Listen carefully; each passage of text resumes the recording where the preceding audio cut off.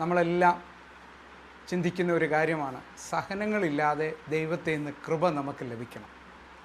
സഹനം ഒരു അനുഗ്രഹമാണെന്ന് ഞാനും നിങ്ങൾ മറന്നു പോകുന്ന ഒരു കാലഘട്ടത്തിലാണ്.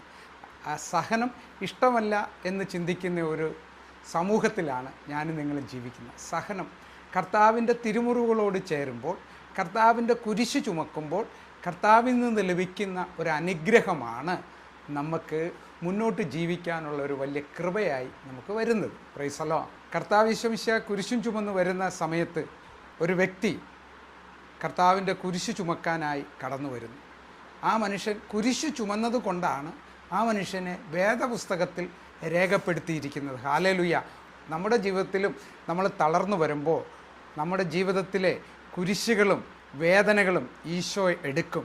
ഞാൻ തളർന്നു എന്നും പറഞ്ഞ് മാറി നിൽക്കാതെ കർത്താവിൻ്റെ കുരിശിനെ സഹായിക്കാൻ, കർത്താവിൻ്റെ കുരിശോട് ചേരുമ്പോൾ നമ്മുടെ തളർച്ചകളും വേദനകളും ഈ നോയമ്പ് കാലത്ത് ദൈവം വിശുദ്ധ കുരിശിൽ നിന്ന് ശക്തി ഒഴുക്കി നമ്മളെ ദൈവം സഹായിക്കും.